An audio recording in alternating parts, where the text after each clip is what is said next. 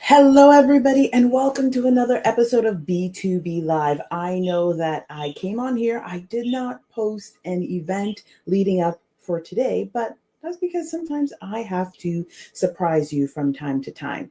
If you're new to the channel, welcome. And you know what? If you have any questions or comments, please put it in the comments below as I go across all the channels because I will answer it. Today is a very important and special day for it. Well, I think so, anyways. Every time I come on live with you guys, it's an important and a very special day. And today we're talking about visionary leadership, mastering strategic growth for long term success. Why is this important? Well, it's important because as you're getting into 2025, you will need to know how to lead with vision. And perhaps you already have the vision to lead, but now you're thinking, what is the strategic growth that I'm going to need for long term success? Now, anyone can run a sprint, they can run it. Maybe they do well, maybe they don't. But those short distances, although sometimes they do take up some ground, they're not as effective in terms of the long term, in terms of the marathon that needs to be run, the race that needs to be that you're running. And the reason why the marathon is very different from the sprint that you're running, especially when it comes to business, especially when it comes to your leadership, is because that there is where the success lies. That in there is where you can thrive. So you have to think long term for 2025 and beyond, and you have to look at it right now. I'm going to be very honest. I'm sure my team might be thinking they're feeling a little bit challenged. Why? Because I've been asking them since October, what are we doing for December? What's the plan? What's the strategic growth? They come, they tell me something. I'm like, yes. What is the ROI? How is this going to help me beyond 6 months, beyond 12 months? What is that actionable step? Why? Because I've seen something. I've seen something and I've seen the future of where we're going, where we're heading, how we're connecting. I look at the various areas of the business, how they're all interconnected, right? It's a symbiotic flow, it's a symbiotic ecosystem, and it all needs to flow sequentially. It all needs to be in harmony.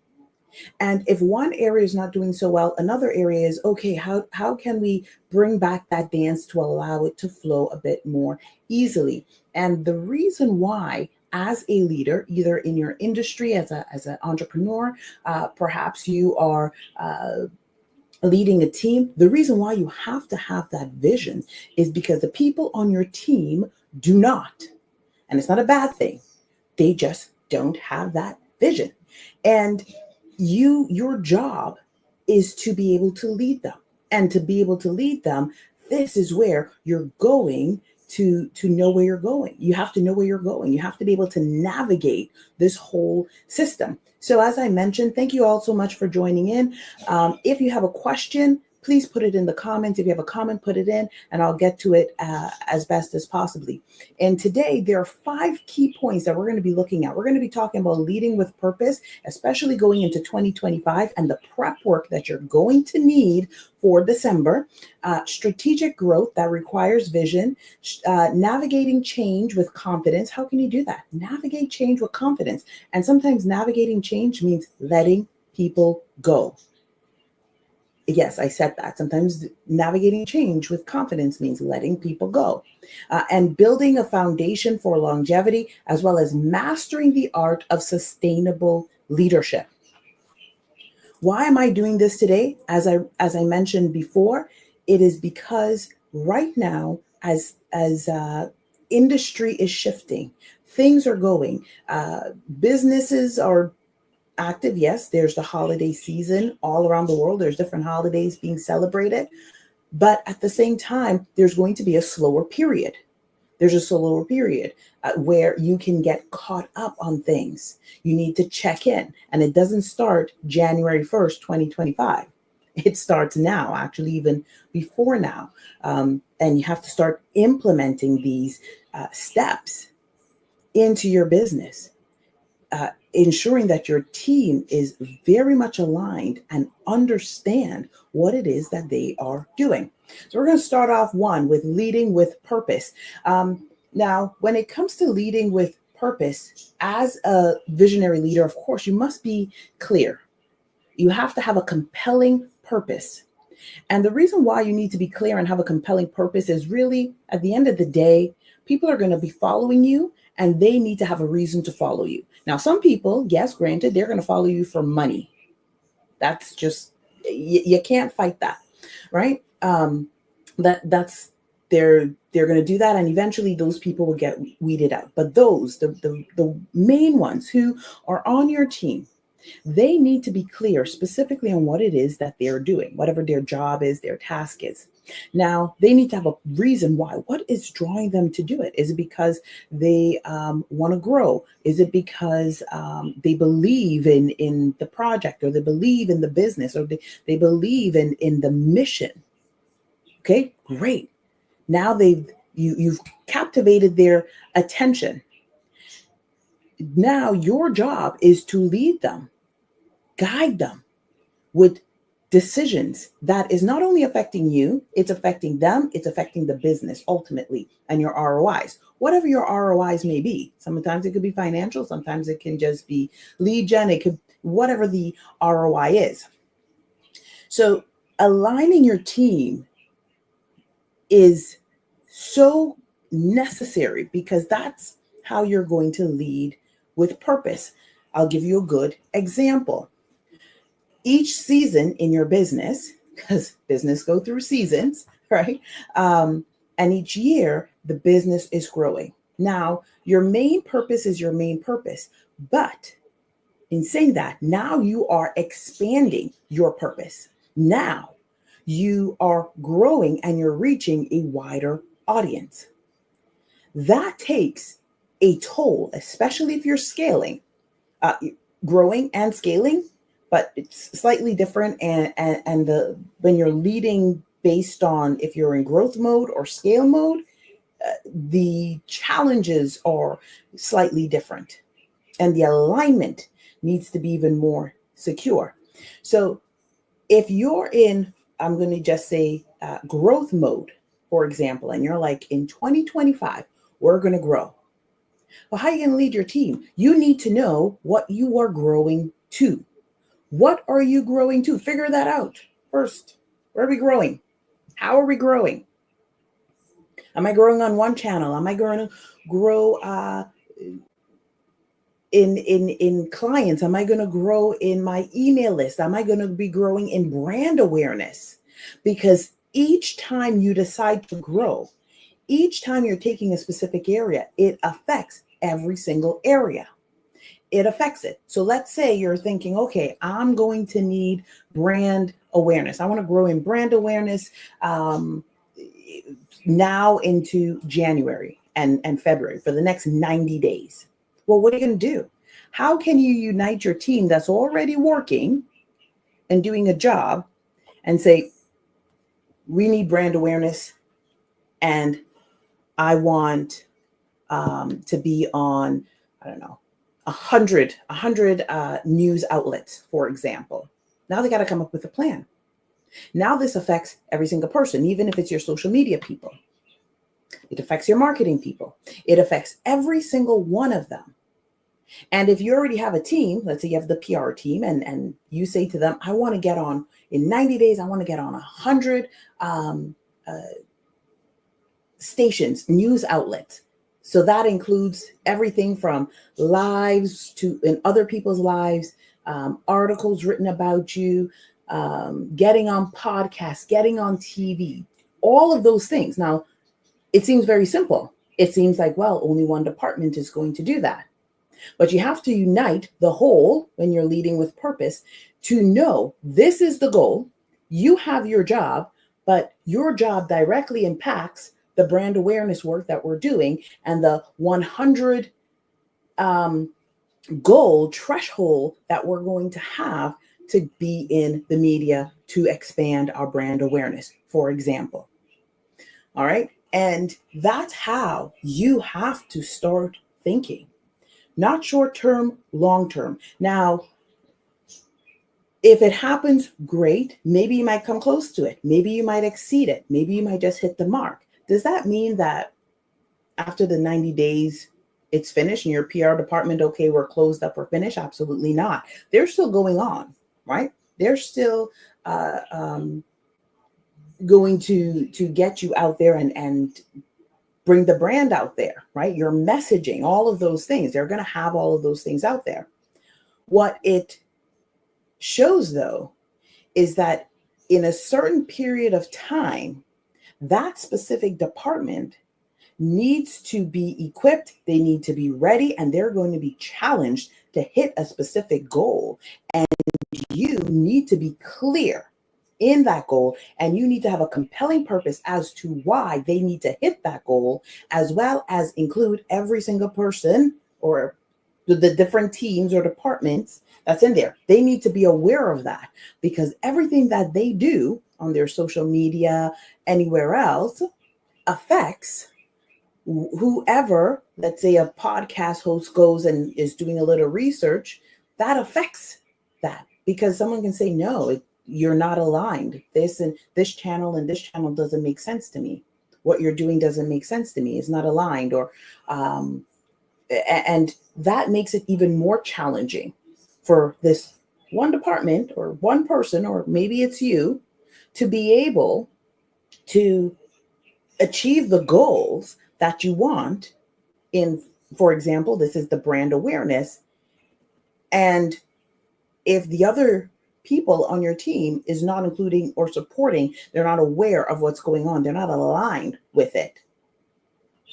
So I hope that makes sense to you. Remember, if there's any questions, please put it in the comments. Please ask. This is for you to start implementing right now. And it's also for you to start thinking of your 2025 year. Who is on your team?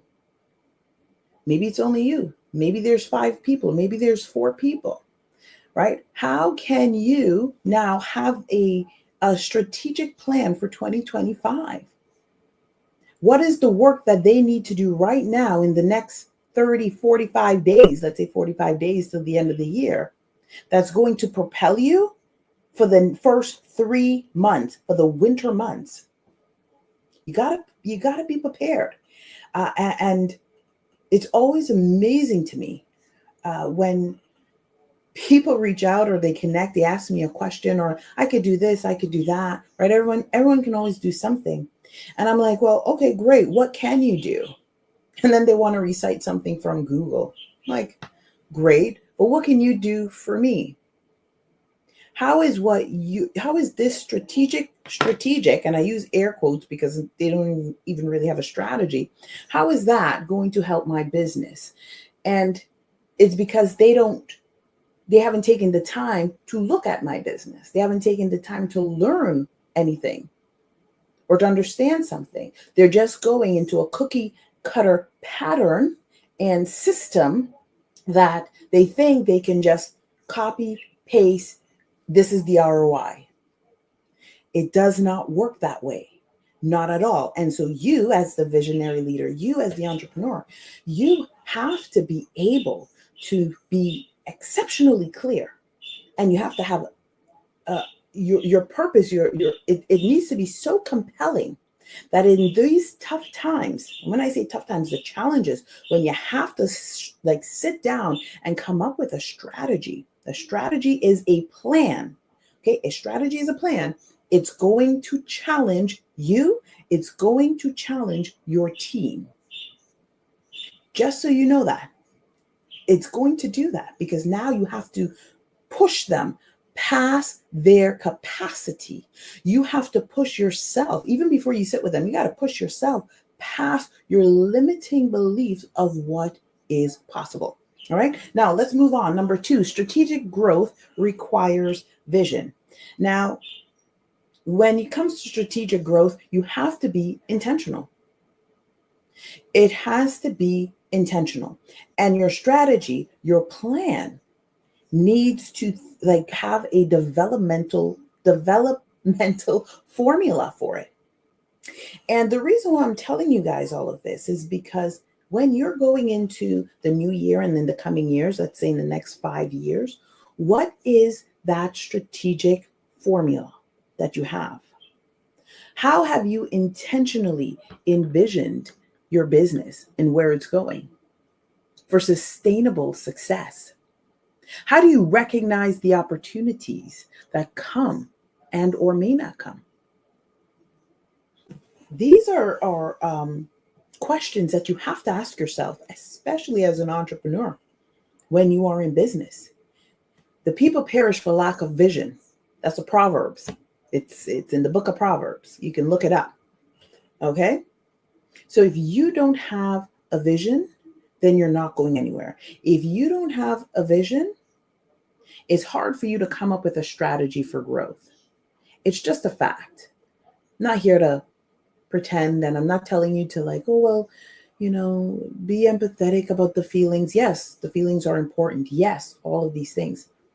But you also need to have a plan for that growth, especially going into 2025 and now building it. So if you're faced with a challenge right now and you're thinking to yourself, well, I was waiting for January 1st, 2025 to say this is a new year, new month, new season. You're already behind, but fear not. You need to sit down and figure out, what is that year going to look like? And after you know what that year is going to look like, then I want you to take time. Yes, this is going to be a lot of work to look at how every single area, every department, every social media channel in your business, what is their strategy and how does that strategy impact your outcome to influence the people? I will repeat it. Your vision requires you to be intentional and to have strategic growth. And you, as the leader, have to take the time to figure out how each department, each area impacts that goal and how it's going to positively influence your outcome and your audience. Yes, you have to do the work. Yes, your vision needs to be intentional and it needs to have strategy, and there will be challenges because when the storm comes, you need to know what to do so you're not panicking. You're not panicking. I get I get people sometimes it doesn't matter who it is, right? Like, oh well, I hope to do a good job. And I'm always thinking to myself, you hope to do a good job. Well, I hope I'm able to pay you too. How would you like that if I say that to you? I hope I'm able to pay you. Would you work with me then? Well, no, I have responsibilities. I'm doing this job. I want to do this. I want to work with you because I'm going to have finances, because I have responsibilities. I have things to take care of. This is the plan. Okay, well, if this is your plan for this, why are you hoping that what you have for me will work? I should just go on the hope, but I should still pay you for your hope that maybe it can work. Yeah, no, it doesn't work like that. And this is some of the tough decisions you see visionary leaders have to make when you look at all those top guys and gals. These are the things that they always have to look at all the time. They're not resting on hope. If you want to have a sustainable business, you can't just rest on hope. No, you need to be able to deliver. And in order to deliver, you need to have a plan. And in order to have a plan, then you need to sit down and be very, very clear about your purpose and what it is that you're doing. It's just a fact. Let's move on. And don't forget, if you have a question, please put it in the comments. If you have a comment, put it in there. This is for your growth. This is for your memory bank as you're going through this process this year and into next year. And I can tell you straight up, this is exactly what I've used and what I'm using right now. I'm always asking, what's the strategy? What are we doing specifically for December? What are you doing? Sometimes I catch people off guard. And what people don't realize is that if I'm asking a question, and as leaders, a lot of leaders, if they're asking you a question, there's about a 99.9% chance that they kind of have an answer. Sometimes they don't. Sometimes they just have an idea of, steps to take, of an approach. But because they respect you and because they respect what you do and they respect your expertise, they ask the questions because they want your feedback, because this is your area of expertise. So always be aware of that. Yes. Next, navigating change with confidence. Now, how do you navigate change with confidence? Remember when Elon Musk took over X, or Twitter at the time before he called it X, and there were people, they were really upset, and he said, I don't care, I need like all hands on deck.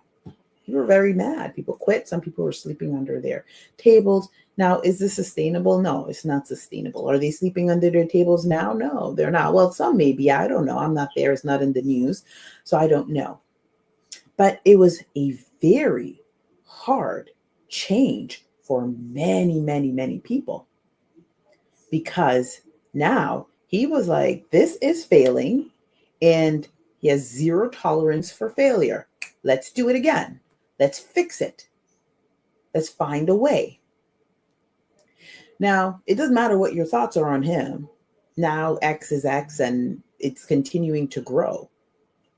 And he's finding the right people to do it. This is a similar mindset. Like, of course, you're going to have your own mindset of how you're going to navigate change with confidence. As a leader in your industry, in your field, as a business person, you have to be clear on your vision. And when you are clear and you are competent, then you will have the confidence. And when change comes, then it's easy for you to navigate, to steer the ship, so to speak. And if some people have to jump off that ship because they're going to swim back to shore, they can't handle it, so be it. Sometimes that's how it is. Sometimes we have to let people go, not because they're not good. They're great at what they do, but maybe they've just reached their peak. Sometimes it can just be people are great, but they're going through a challenging time. And maybe they just need a mind shift or a mind break. They just need a moment to like come back and figure out their why. And as they figure out their why, okay, now they could either adapt to the change or they might say, you know what, this is not for me. I got to go. And you can't feel bad about that. I remember when I had to let someone go years ago, especially in the beginning of Faith and Sparkle's World when it was starting off. And the young lady, she was really, really nice, nice lady. She was charging her price, but I wasn't getting the results. Now, month after month, I'm not getting results. I gave you a period for that. But then you're not getting results. Something's like, to me, it doesn't make sense, right? Like, what am I going to do now? Well, I had to let her go. And it was very, very tough to have to let her go because I didn't want to let her go. I actually really liked her. She was a nice person. She actually believed in the business. She believed in what we were doing. She was just really great, but she was just at her capacity when it came to us. And she did not know how to do the work that was necessary to be able to take us to where we needed to be. And so that was a huge part, right? And it felt sucky. It was hard. Like I even delayed it, like trying, being like, all right, let's see what we can do. Let's see how we can fix it. But I mean, it worked out for the best anyways, because we're still on really good terms. And, we still talk to each other and share insights with each other. So it works out great. But when it comes to navigating change, sometimes it's these tough decisions that we have to make. If something's not working, why is it not working? Right? Are they being challenged enough? Is it too much? How do you try to fix it? What is that movement? And sometimes it could just be you have someone that's incredibly awesome who's on your team, and like really great. They know their work, but then they're saying, I gotta go. I need to leave. And you don't want them to leave. And you're like begging, what can I do? It's just time for them to change. They've probably reached their max. And they're just like, I just need a different change of scenery. I need to be out there to challenge myself in a different way. Or sometimes it could just be that they need a break. I'm going to use Elon Musk again as an example. When he was creating uh, his for the rocket ships, his business for the rocket ships in the beginning, his CEOs and them, they were just like, it was tough. It was hard. Didn't matter day, night, middle of the night, middle of the morning. It didn't matter. He's there and he's talking to them. Brilliant person. They loved working with them, but it was just too much. And after their time, the tenature, they were like, I gotta go. I'm done. I have served. I gave all that I could give. I need a break. And so they had to leave. They left on good terms. And sometimes that's when it comes to navigating change, you have to be able to accept that. And acceptance is a part of it. So thank you guys so much for following along with me so far. I mean, consistently, you guys have been online, over 100 people. Remember, if you have any questions, please ask. If you have a comment, please let me know. If I don't see it in the chat, please note that I will respond to it afterwards, just so you know. So now, how do we build foundations for longevity? That's number 4. Long-term success is built on solid foundations. You need to have a solid foundation. That means you as the leader need to have a strength that many do not. That means that you have to know what your values are. You have to know where the company is going. You have to be on the cutting edge of innovation. Now, remember, innovation is not invention. So everything you already need is essentially out there. Things are just repurposed and become more simpler, right? When it comes to the innovation. And you also have to think about continuous improvement, because if we're stagnant, we're not growing. If we're standing still, we're not moving. And then we're just there, right? There's no growth that's really happening. And if there's no growth happening, you wouldn't have the longevity for your business that is going to be needed. And so when you're building your foundations for longevity to have lasting impact and success, and to be able to thrive, and this can be anywhere in the world, and I really want people to understand that you have to not only have vision, but you also have to have values. You need to have vision and values.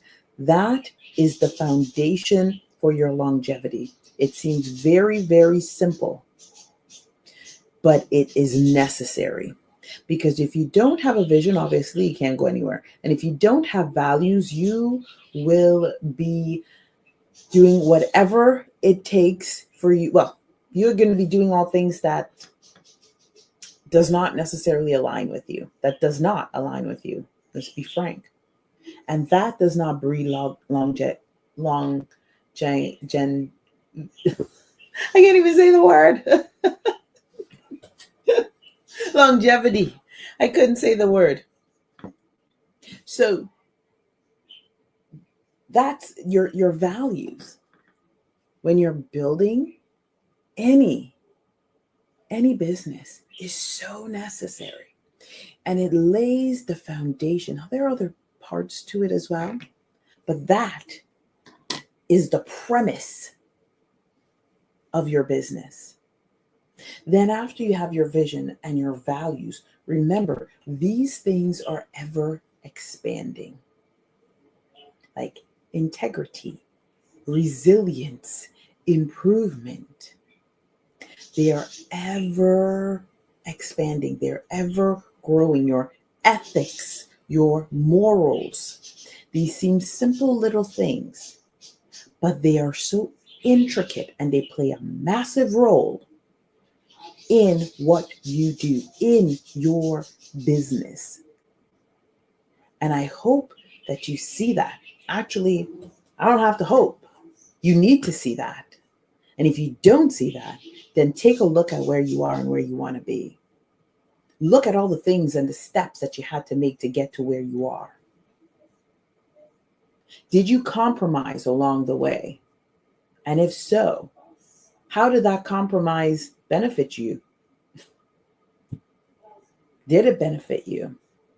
Why did it benefit you? You have to look at all of these things. If something happens, if a storm comes and you get knocked back down, let's say 10 feet from where you were, would you crash? Would you just stay there? Would you go sink even further back? Or would you just spring back forward and keep on going like nothing happened? But now you have a better sense of direction of what not to do. And that's what your foundation helps you do. Most people don't realize that or recognize that. It's like children, right? If you give a child the foundation, the stability, right? You're implanting every day. If you have kids, you're implanting every day their values, their morals, their beliefs, all of these things. They're going to reach a certain age. I mean, even now it's younger, but they're going to reach an age where they're going to be faced with a challenge. And in the midst of that storm, it's the foundation that was set. It's the values, the morals, the ethics, the strength, those inner strength that you've given them. That's what they're going to rely on in the midst of the storm. For your business, similarly, who you have on your team, are they aligned? What is their strength? Can they handle certain challenges? People will come and go, yes, yes, yes. But these foundational pieces that you set, as you help them improve and grow and you create a specific culture for them, that when whatever happens, they can just bounce back off. And not bounce back off and bury their feelings, but bounce back off, release whatever hurt and pain that happened, heal from it, and still continue on better, stronger, faster than what they were before. So I hope you guys see that. And finally, mastering the art of sustainable leadership. So how do we master the art of sustainable leadership? Well, as you guys know, all of these 4 points that I was talking about in terms of visionary leadership and mastering strategic growth for long-term success, all of these things are a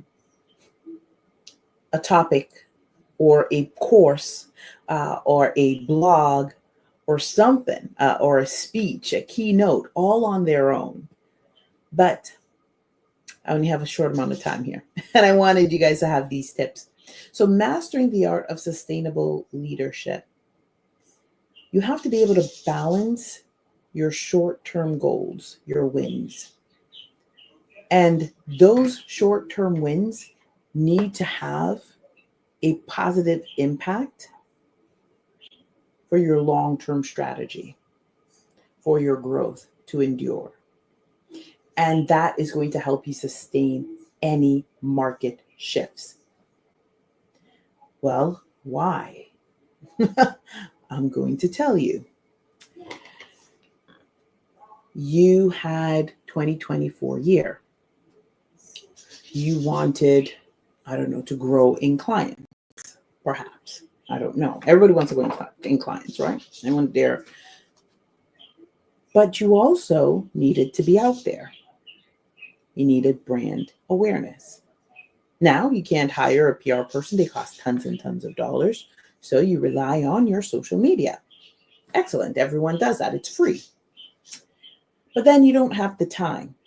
So you hire someone. Guess what? That's a win. Okay?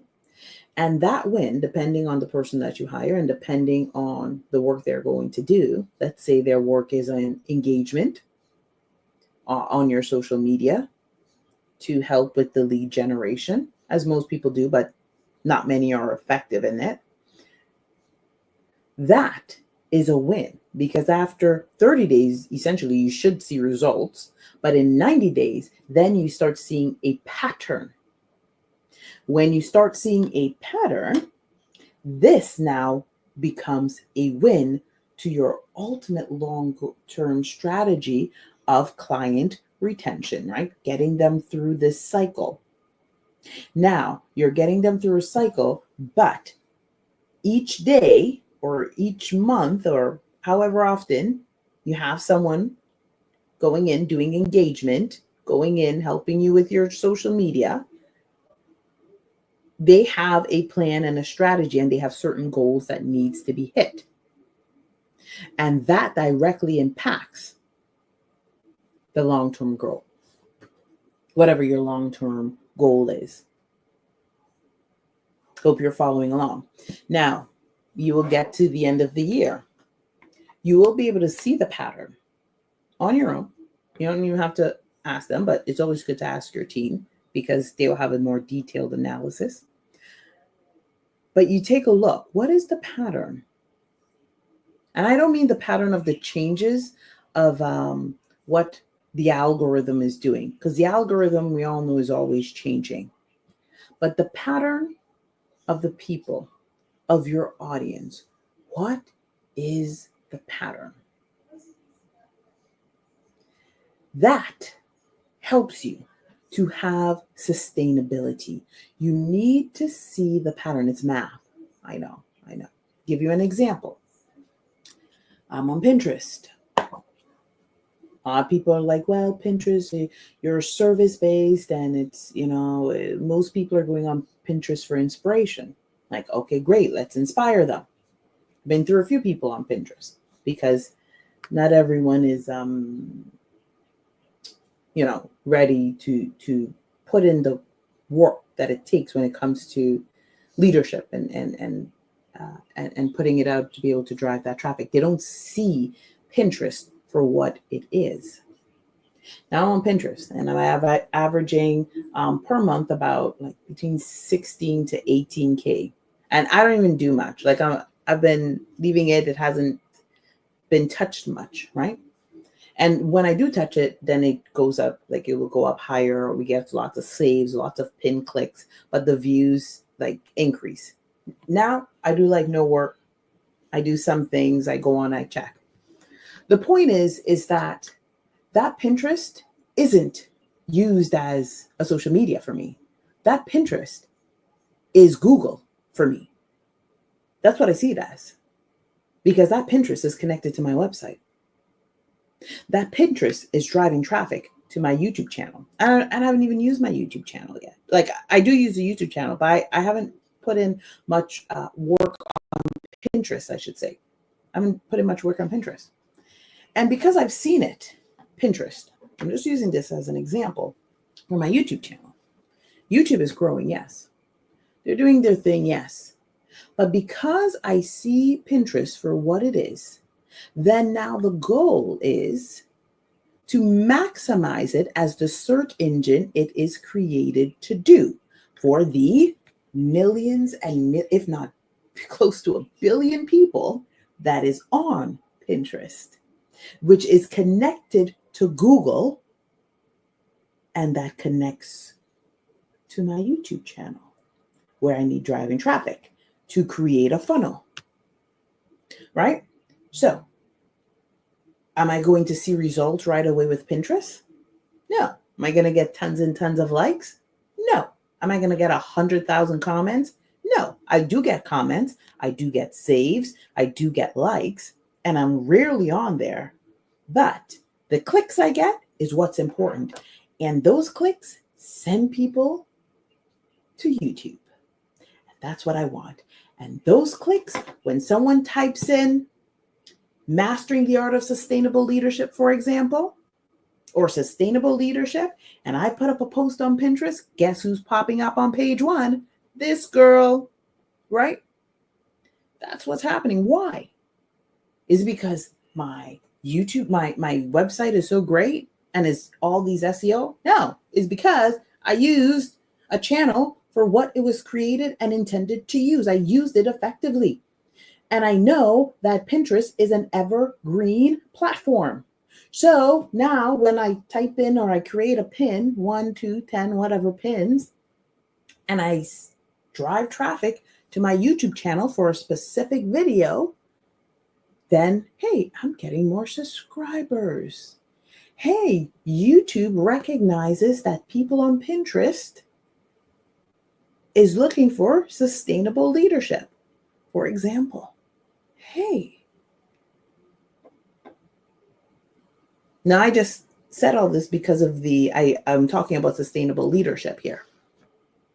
So you have to, in terms of mastering the art of your sustainable leadership, your wins are important, which affect your long-term strategies. But more importantly, you have to use the platforms and the resources for how it is intended. Maximize it. Maximize it. And that means you have to challenge your team to be innovative in their strategy. They have to be innovative in their strategy. And if you don't know something, ask a question. If you don't know, take a look. Go do some research. It's so easy now. Information is just available out there. Why is this channel doing more than another channel? Before I wrap up, I give you one quick story about YouTube. And that tip that I gave you there about how to maximize Pinterest, YouTube, Google, right? Yeah, you're welcome. So I hope you guys use it. Had a conversation with a young guy, North America. And he was saying, Delise, I could take your YouTube to the next level. Okay, sounded sweet. Everything sounds good. Well, how can you do this? He told me everything that everybody else can say. Like, well, how is this different? Now, when I started saying to him, you're telling me this, you're telling me it's about organic growth, and you're giving me not even a good timeline that I can receive ROIs or even reap any sort of benefits. But I should pay you this amount of money? Why? Makes no sense to me. And then exactly what I just said to you is exactly what I said to him. That if you came to me with an actual strategy and a plan to boost my keyword and SEO, to help me rank in Google and in Pinterest and in all those other places, to drive traffic to that very specific area, in this case it was YouTube, then I can entertain you. Then I can say, whatever your price, sounds good, and I'm going to give it a try for the 90 days to see how it works, or the 60 days or whatever. But you come to me with nothing. You come to me with something that my team is already doing, and you're expecting what? And he left, and he's like, thank you. You actually opened my eyes to a new perspective. I said, you are welcome. Don't forget to like, share, and subscribe, right? Follow along on the other channels. This is why I'm here, right? So did he get a client? No. Did I get a client from him? No. But what I got was more than a client. I have someone who saw me as innovative. I have someone who received value. I have someone who is now following on various platforms. And I have someone who maybe in the appointed time might introduce me to one of his clients or to some other form of industry, and he can potentially want to work with me. That's sustainable leadership. That's mastering the art of growth. That is seeing the long-term vision. That's seeing it. And when that happens, it is a huge game changer because now, as a leader, you shift, things shift, and you see all the other possibilities. So while everyone is brittled and like laser beamed in, you get the wide view, and you need to have the wide view. It's very, very important to have it. But then at the same time, you know when to come in and be laser focused so that your team can help you master the art of sustainable leadership, master the art of a sustainable business that is thriving, 100% thriving. Thank you guys so very much for joining me today. I appreciated our time together. And I thank you all for tuning in consistently. 100 of you tuned in across the various platforms. You stayed tuned in. Thank you. I appreciate it. And when it comes to mastering your strategic growth for long-term success, particularly in 2025, remember you need to lead with purpose. You need strategic growth in order to fulfill your vision. That means you need to be intentional. You need to have a strategy development plan. You need to be able to anticipate challenges and have the resilience and the strength to come back from it when those challenges hit.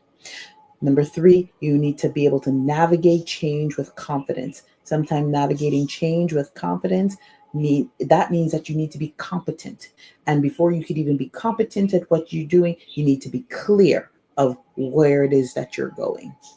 Navigating change can also mean people saying, bye, I had a great time. Now it's time for me to leave. Or for you to tell them, thanks for coming out. We had a great run. I really appreciated you, but we got to go.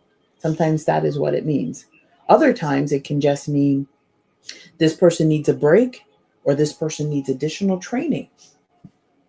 That's sometimes what it means. And then you're ensuring that the long-term vision is still aligned and everyone's moving together in a symbiotic movement.